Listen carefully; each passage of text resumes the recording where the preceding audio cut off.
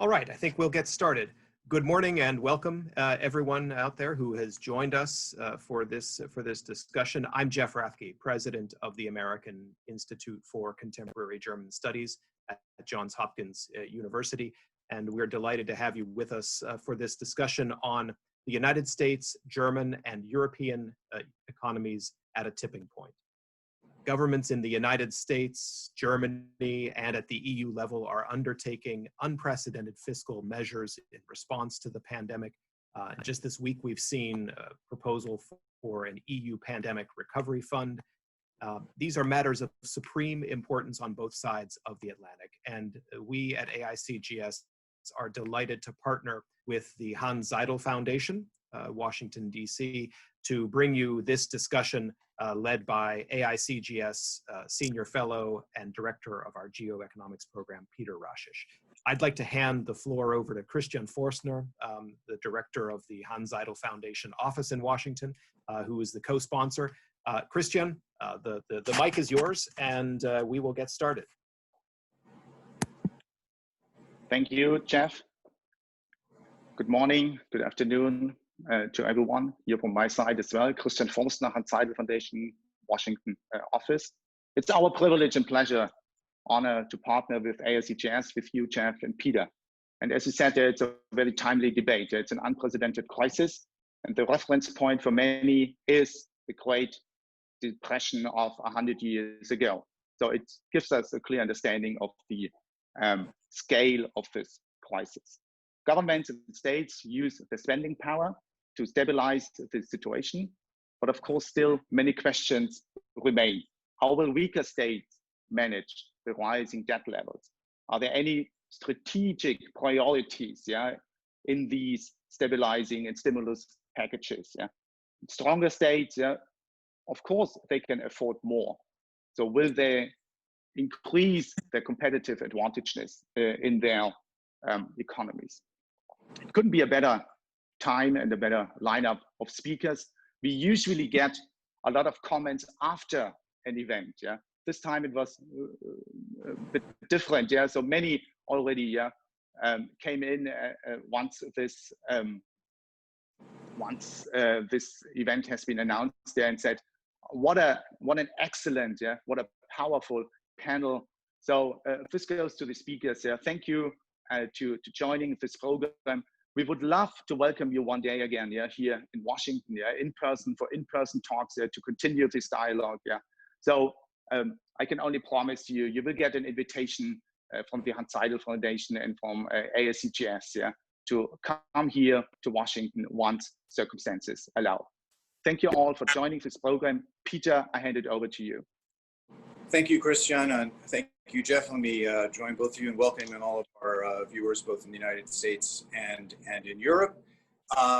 We will today look at U.S. and EU economic policies as we move to, or in the United States as we move, and in the case of Germany and the European Union, as they've already moved into a next phase, into a reopening phase of the pandemic.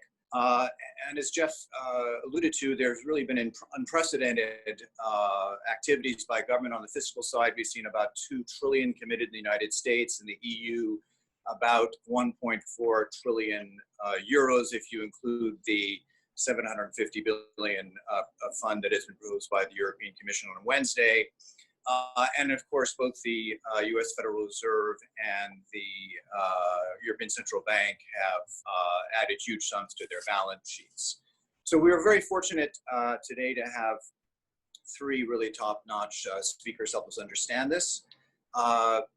We have Gabriel Felbermayr, who is the president of the Kiel Institute for the World Economy in Germany. Gabriel, welcome back to AICGS.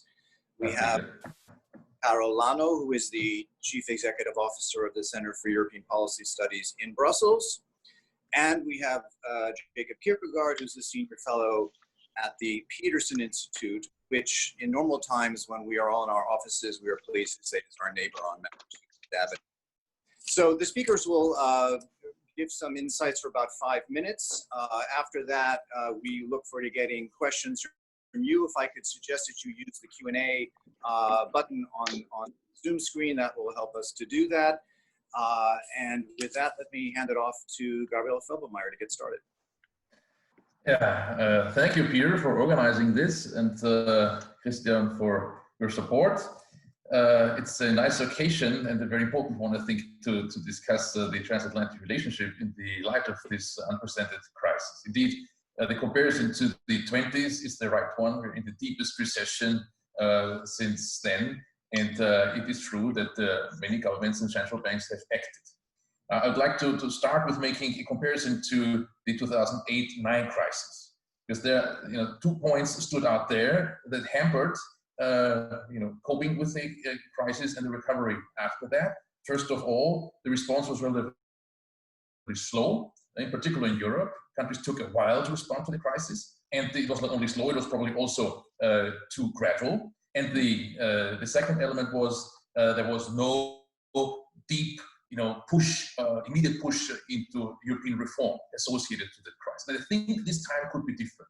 Now, I'm very excited for two reasons. One is that, in Germany and in Europe, economists have been listened to in designing those rescue packages. That's something, I've been in this business for 10 years, and it's the first time for me that, we have access to German politicians, to decision makers, help them design the programs, and that is what the liquidity bazooka of Olaf Scholz, the German finance minister, was about. We helped prepare this, and we already, then we came up with proposals on the European side, and this, I think, also played a role in shaping the European response. Started 10 days ago by, by this joint paper that Angela Merkel and Emmanuel Macron signed.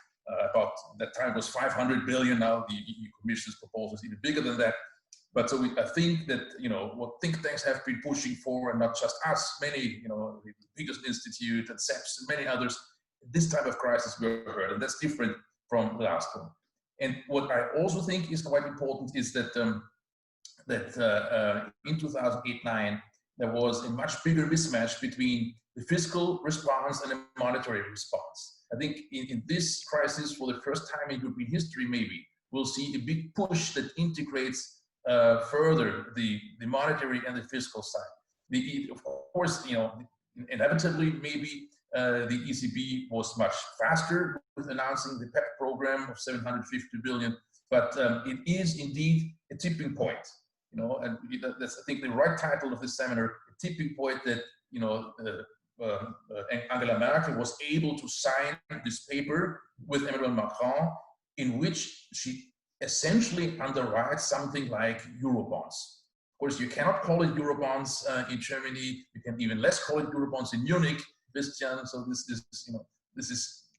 is a subtle way of achieving fiscal capacity at the European level. This is hugely important for the European future, and that's why I'm excited.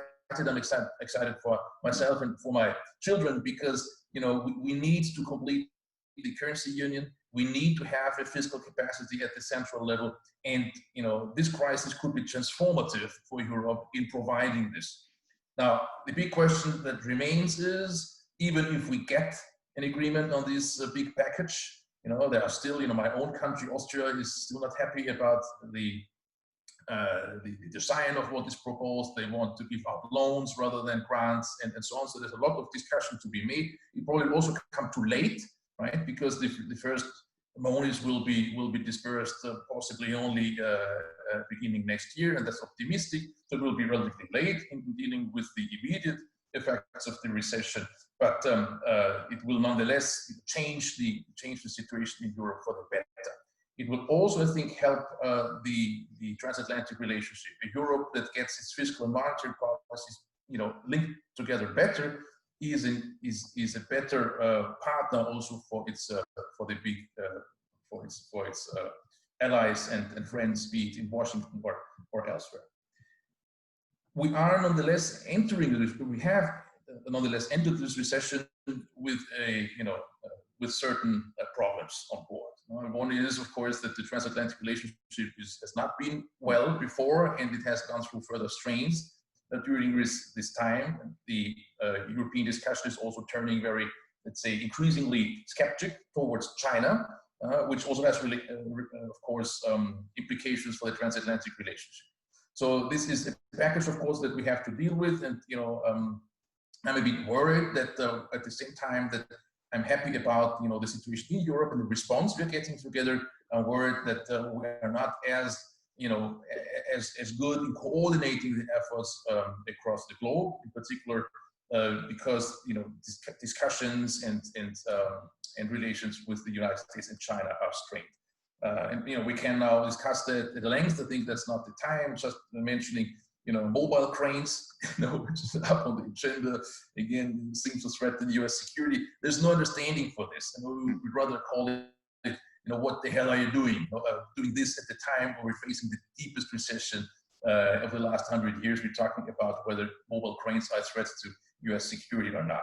There are bigger problems, and I think it would be a shame if we lead our conversations across the Atlantic at that level, while we have much bigger concerns. One issue where we need the transatlantic relationship to work is regarding emerging countries, developing countries, the debt burden that they face. I think there are enormous risks also for our recovery that are maybe outside of the transatlantic relationship in the developing world, and that is something that we need to tackle together. I think for the starters, I'll leave it there. So big excitement here on my side, and shared by many in Germany. I think change in thought in Germany, right? Because this Merkel-Macron paper has really transformed the discussion and brought Germany at a different level in the European policy-making landscape.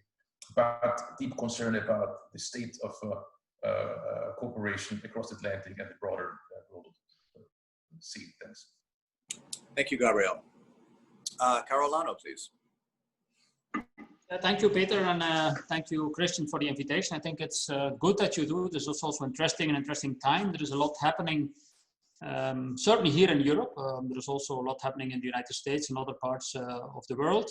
But let me rapidly develop 3 points. First of all, let's say, what is the recession like? Let's say, what have we been doing as a reaction? And then thirdly, what else is needed?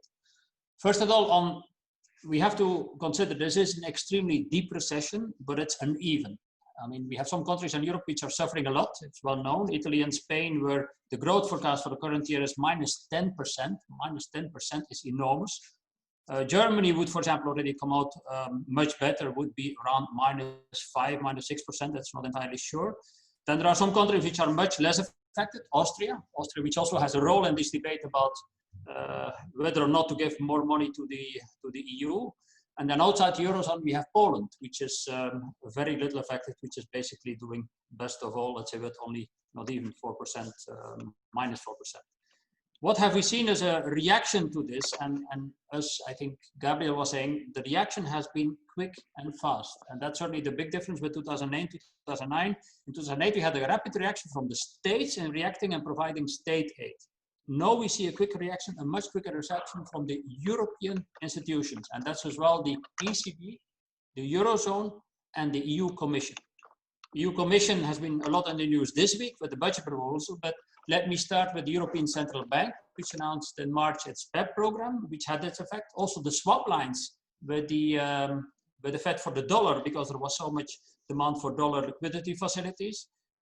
Then there was the Eurozone, which reacted already first on the 9th of April. That's basically 6 weeks after or a month after the lockdown. Let's say the Eurozone already had its proposals on the table, which were approved by the European Council on the 26th of April, basically 6 weeks after the lockdown. So, and that first package is composed of this 500 billion or 540 billion, which is the credit lines from the ESM, which is this SURE lending program, which is a lending program to help employment, above all in the South, plus then also a role for the European Investment Bank to support the, above all, small and medium-sized enterprises, to support the solvency of small and medium-sized enterprises. And then finally, this week, the Commission came out with its new budget for the next 7 years. Of course, the Commission already proposed this SURE plan, by the way, this lending facility for 100 billion, which was proposed in April, which was already adopted by the European Parliament. Now, this week, the Commission proposed its revamped budget for the next 7 years, but basically this totally unexpected, unexpected until the Franco-German summit last week, a special lending of or a borrowing by the European Commission, by the EU, just directly in the financial markets for 750 billion. An important thing of this budget is that the budget increases from almost 1% of what we call GNI, gross national income, to 2%, which is totally unprecedented. I would like to recall that only in February, we had another European Council which was still debating a few digit points. How much could the budget increase from 1.0.2 to 1.0.3 eventually? That was extremely difficult for the same countries which are raising problems today, above all Austria and the Netherlands. Today, we're speaking about a doubling of the EU budget, above all through direct borrowing in the markets by the EU to the tune of 750 billion.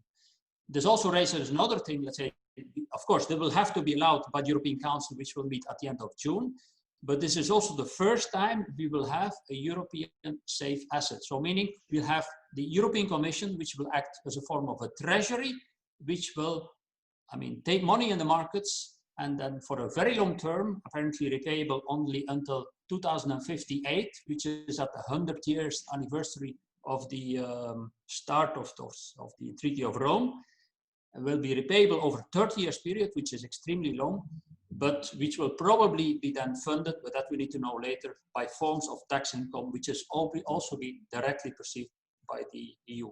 There are also some proposals to give the European Investment Bank a bigger role, which they're also being working on. But I think it is unprecedented. Basically in 2 months, 2.5 months, we have put the entire reaction in place. The third thing, let's say what I think we need to do, we shouldn't forget, let's say the short term, let's say the short term probably has been fast, but I think on the longer term, there are also some very important things which we need to do is much more coordination of health policies at European level. We have seen, let's say that basically Europe's internal market has come to a standstill because of a diversity of reactions at national level, and we still have it until today. I, for example, cannot go to the Netherlands, even if I would like to go to the Netherlands this weekend, because the borders are still closed. Every country has reacted to this crisis in different ways. We don't have comparable numbers, so there is no European-wide way to react. We even have a European Center for Disease Control, I think which none of you have heard of. You have the CDC in the United States, the US Center for Disease Control. Europe has also such a center based in Copenhagen, which had to basically monitor kind of for pandemics, but I don't think any European citizen has heard about this. So we need to strengthen our institutional mechanism that certain things, let's say, which we've seen over the last weeks cannot happen again, or at least that there is a stronger European reaction, a European-wide monitoring of such crisis, and a European-wide response to these kind of crises, that we don't have this diversity of responses which we have today. Probably finally some implications. A very important thing is what is being discussed in Europe a lot is the North-South divide. You see, as I said, these numbers about this deep and uneven recession. There's a fear that the South is again in a lot of trouble and is again targeted a lot, let's say, by this crisis, like it was in the previous and the sovereign crisis. There is an impact on the institution building, which is probably good. We see a kind of a drive towards more institution building here in Brussels. Although you have to be careful. I'm based in Brussels, and there may be other views in other member states. We see what the reaction was in Italy, for example. Another big point is state aid, and the state aid or the aid at the national level to keep the economy going has been also very uneven. We see that in Germany, the aid promised has been something like almost half of the GDP of the Netherlands, of Germany, but we see that in other countries, like for example, in Spain, it was only 10% of GDP, by which there has been fears which have been raised that, for example, Germany's companies would start taking over companies in Spain, because the aid which have been given is much higher in Germany than in Spain. And then finally, an important issue is also that the European Parliament has been much more involved in this rescue than in the previous rescues. In previous rescue, we started the European Stability Mechanism. European Stability Mechanism is an intergovernmental entity. Now, most of the aid will go through the EU Commission, through the budget of the EU, which has to be approved by the European Parliament, in which sense it is also controlled by the European Parliament. So it is more federal as compared to the previous reaction, which was much more intergovernmental. So that's it in a nutshell, the first points I wanted to make. Thank you, Peter. Oh, thank you. Jacob, over to you. Well, thank you, Peter. It's a pleasure to be with you again. Let me start by saying that I fully agree with what Peter and Gabriel said about the completely unprecedented macroeconomic policy response to this crisis, actually on both sides of the Atlantic. We certainly saw both the ECB and the Federal Reserve more or less in record time roll out the entire playbook from the crisis, the global financial crisis in the 2008 and the years thereafter, rolling it out in a matter of weeks, and in many ways actually expanding on it. If you look at the growth rates of both the ECB and Federal Reserve balance sheets, I think that's pretty clear. And also on the fiscal side, as was mentioned, there's in very stark contrast to what you saw in the euro area, of course, perhaps more after 2010. This time, you have very large national government fiscal responses across the board in the Eurozone. And of course, here in the United States, we're now looking at a federal government deficit this year of probably about $4 trillion, but very importantly, and rising. This does not include likely further stimulus. So if you factor everything in, the US is probably going to end up with a fiscal deficit this year of perhaps $5 trillion, which of course is a completely unprecedented number for the United States. So overall, in macroeconomic terms, I think we have to say that policymakers have actually done their job and should get a pretty good grade so far. This is not, however, the case when you're looking at, certainly in the United States, when it comes to the direct handling of the pandemic.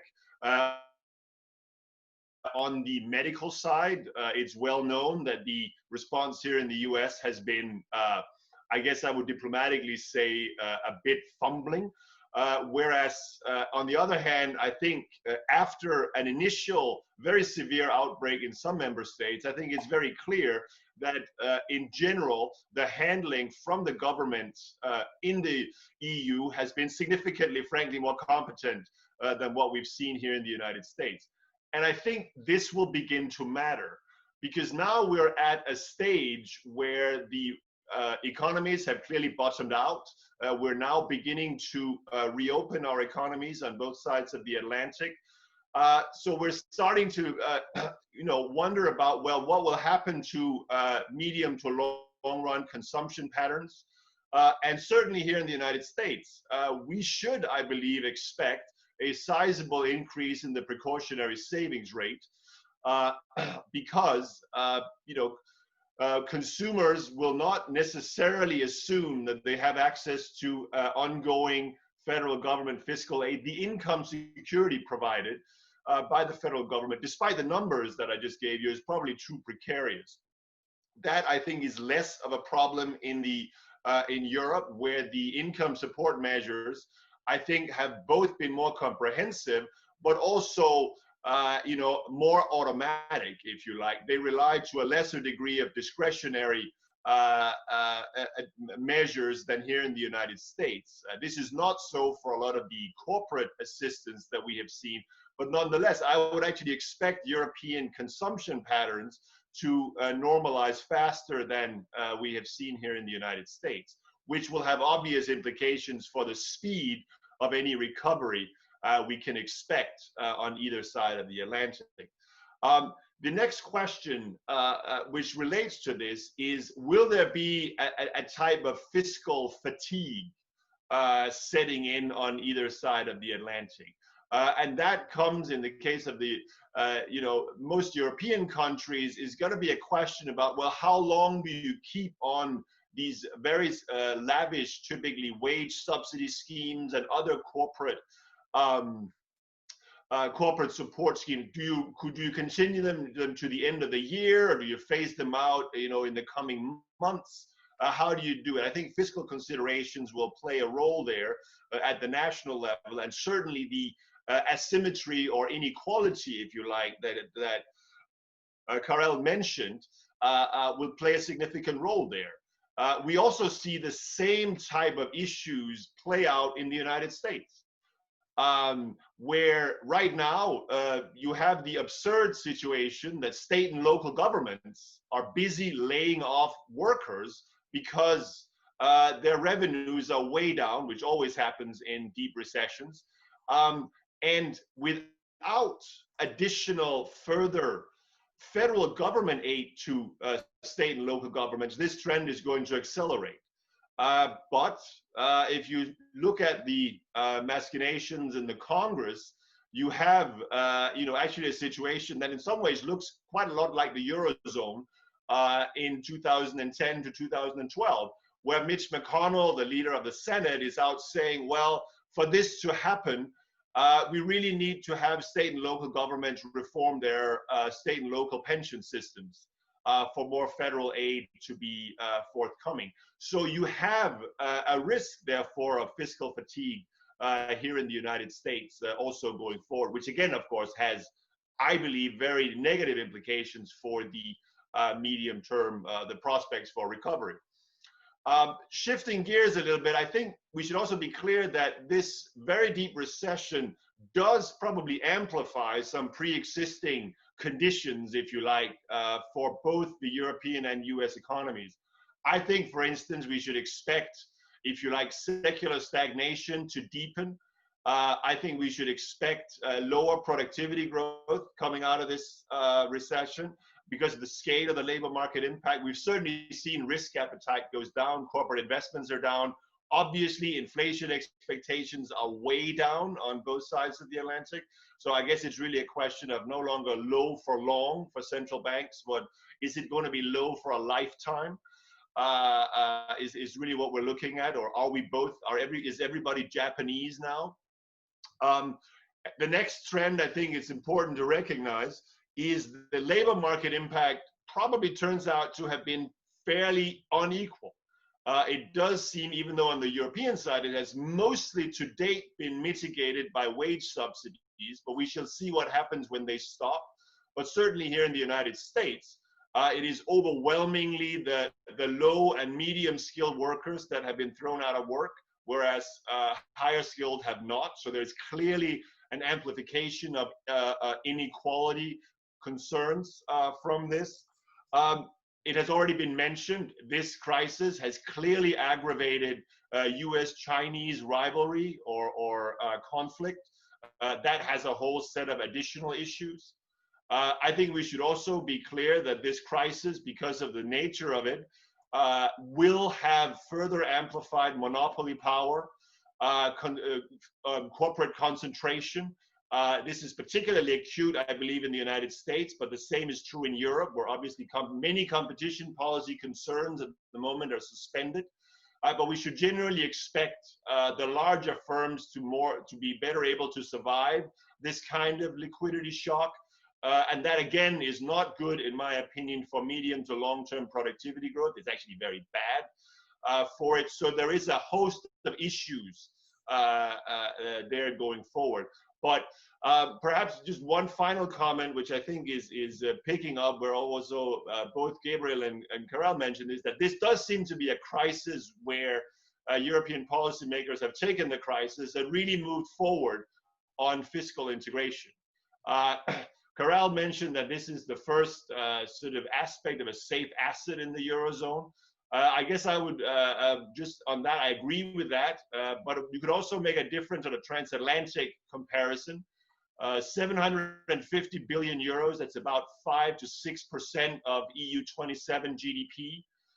It is worth noting that in US fiscal history, the first time the federal government borrowed more than 5% of GDP in 1 year was 1929.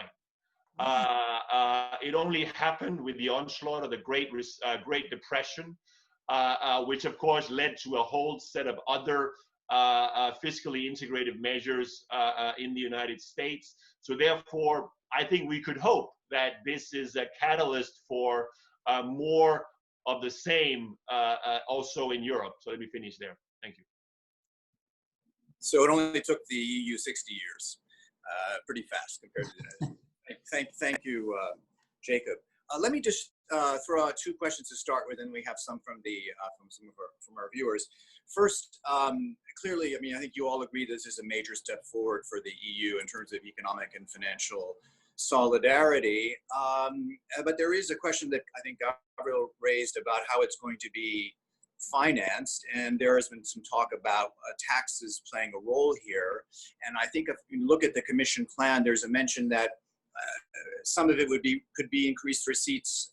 With what I was struck was how much the green economy plays a role in the financing, and not just in terms of the investments. In other words, they say some of the financing could come from increased receipts from the emissions trading scheme, but you also see that a pretty good chunk of the financing is supposed to come from potential taxes, which look to me a bit like border taxes on goods coming into the EU that may not meet its environmental standards. So when we look at the transatlantic relationship, is there a risk that the way the EU is going to finance this could cause some stresses with the United States, which might see this as a kind of protectionism in disguise? First question. I mean, I can take a stab at that. This is actually the proposed new own resources in the Commission's proposal are in fact the biggest problem with the proposal. I think it's a bad idea to use ETS profits or revenue for this, because it actually is negative in the sense that this revenue is currently overwhelmingly pledged directly or earmarked for decarbonization projects in the member states. So by redirecting it to just debt repayments is actually a lessening of the green sort of measures taken. You mentioned the border adjustment tax proceeds. That obviously is an incentive for additional protectionism. I personally don't think that we'll see what happens obviously in the US presidential election, but I certainly think you can speculate that if a Biden administration takes over, I don't think these border adjustment mechanisms will affect the United States. That will not be the case, obviously, if Trump is reelected, I would assume. I think the digital taxes digital taxation proceeds probably make more sense as own revenue towards this. But I'm also somewhat skeptical that a tax on large multinational corporations implemented at the European level, that's first of all a major tax integration incentive. I think there'll be a lot of hostility to that. But more broadly, adding taxes onto corporations when you're at the same time shovering the European Investment Bank with liquidity to try to get them to encourage corporations to begin investments, again, is not, in my opinion, a particularly smart. It just basically is not coherent, in my opinion. So I think there is a host of issues with the own revenue suggestions with potential transatlantic implications as well. Anyone else? So if I may, so yes, I agree, Jacob, but we're talking about a repayment period of 30 years, and that takes out a lot of stress. I think I wouldn't be too nervous about that. That also relates to the European emission trading system. If we move the initiatives that are now at the member state level to the union level, then there's no problem because the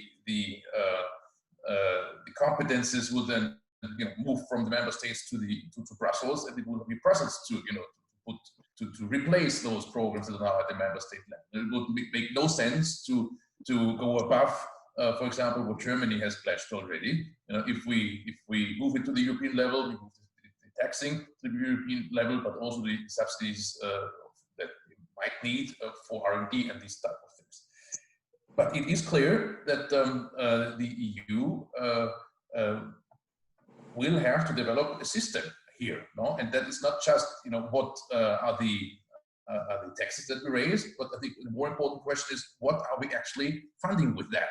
No, and I think this will be a matter of very, very tough discussions. And, you know, the Austrian government needs to be convinced, and many others too, that what we fund with this money must be European public goods, must be something that benefits everyone, so that the Viennese voter and the Dutch voter and the Berlin people will say, okay, I agree, this is not just a, you know, a transfer. It might help the Italians more than the Dutch, because what it might be is border protection, or it might be investments into solar energy, which make more sense in Italy, or, you know, there might be a bias there that helps the periphery more than the center. But I think it will be crucial to design the spending programs such that they are, you know, that they have the nature of a European public good. Otherwise, if the transfer element to it is too strong and too visible, I think at the time, 2 or 3 years ago, when financing this debt will be necessary, or increasing national contributions to the EU budget will be necessary, we'll see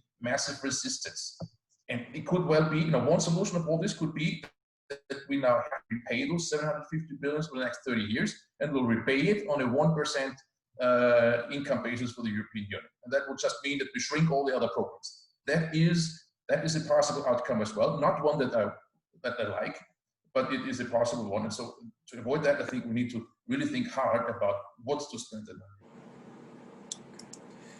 money. One other question, shifting to domestic policy. I think, Jacob, you mentioned that it looks to you as if there's a good chance the EU will come out of this crisis a little faster in terms of on the consumption level, at least. And I think it was I forget who mentioned, but it was discussed the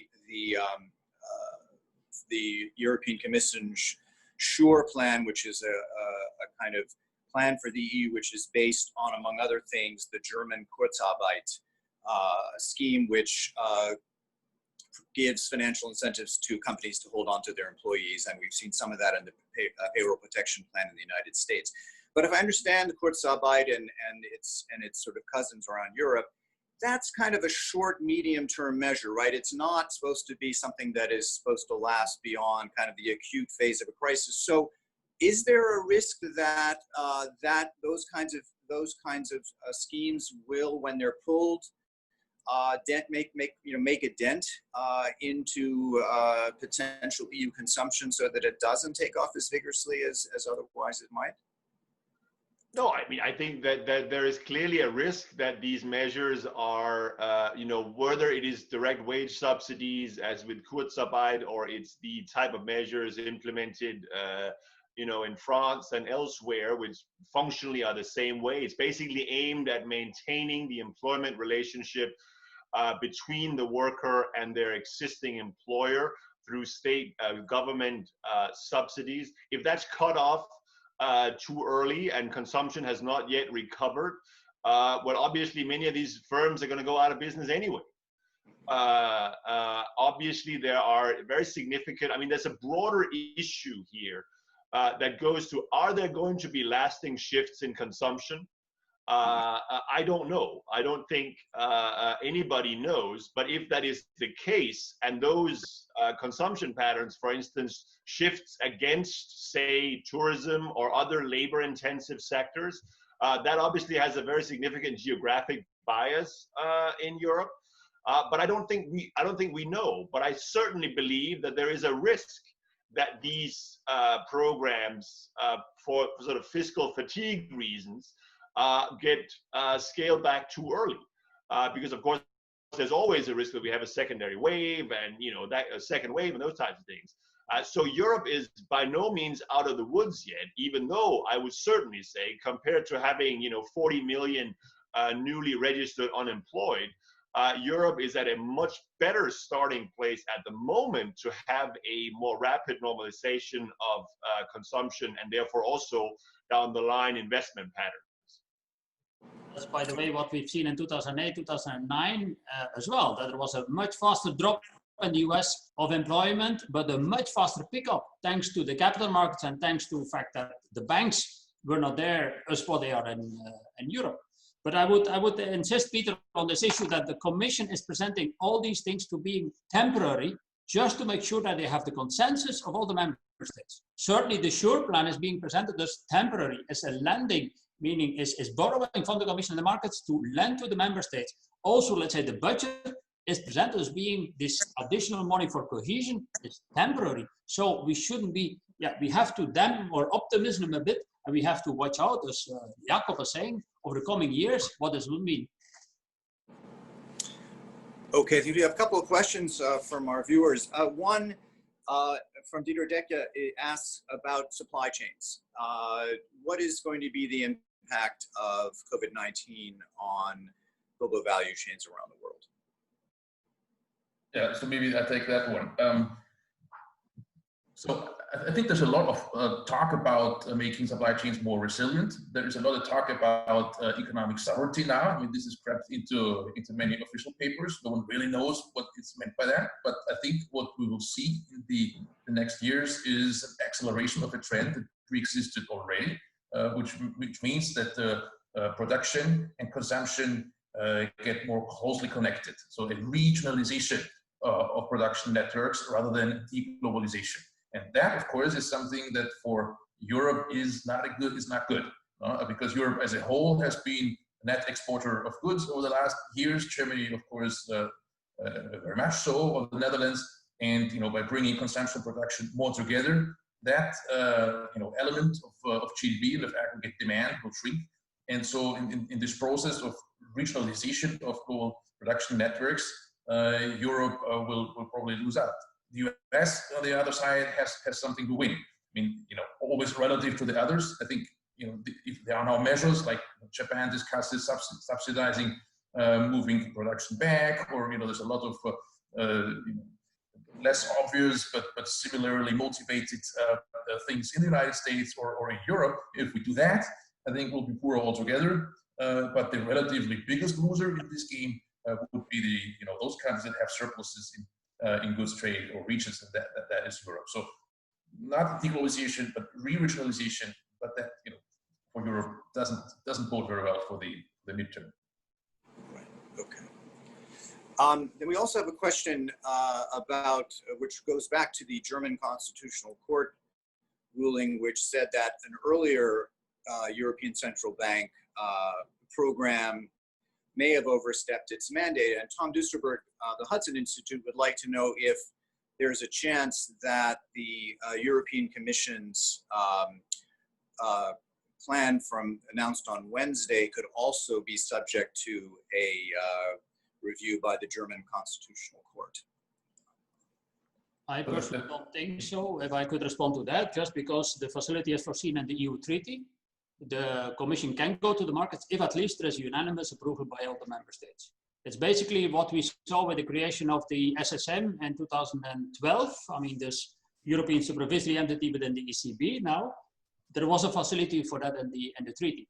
The Constitutional Court essentially attacked the issue of purchasing bonds by the ECB and the markets, which is supposed to be against monetary financing, which is a totally different issue. But what we do need is consent of 27 parliaments, which is of course a big issue. So I mean, of course, the federal court might be out of the game, but the parliament is in the game, and I don't know. I'm relatively optimistic about Germany, but I don't know about Den Haag or Vienna or Helsinki. We'll have to see.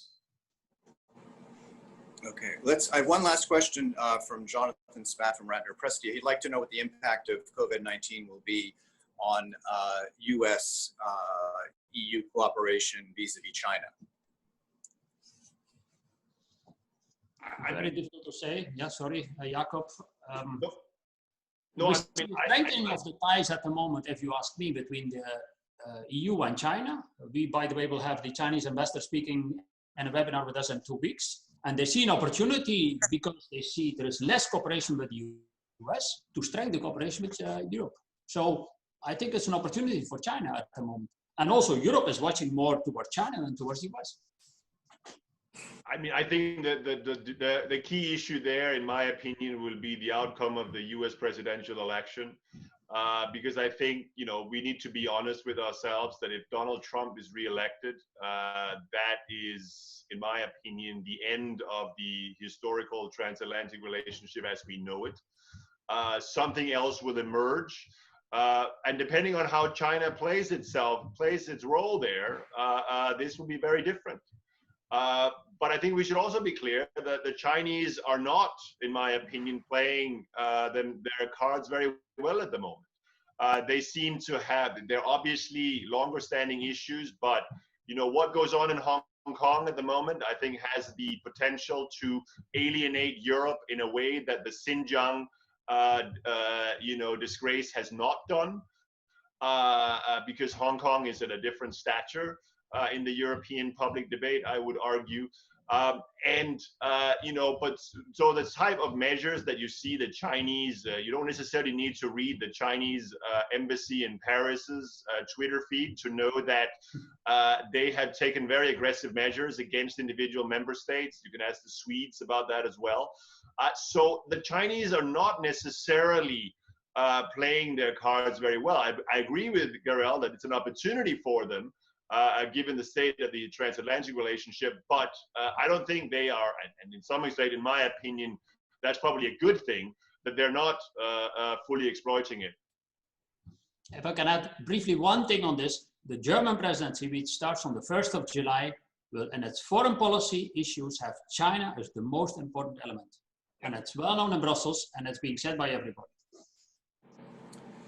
Well, let me thank you, Gabriel Felbermayr, Karel Lannoo, and Jacob Kirkegaard for what I thought was a very engaging conversation. And I want to thank all of our viewers for joining us. And just let me also say that in case you missed part of it or would like to see it again, we will post a recording of this to the AICGS YouTube channel.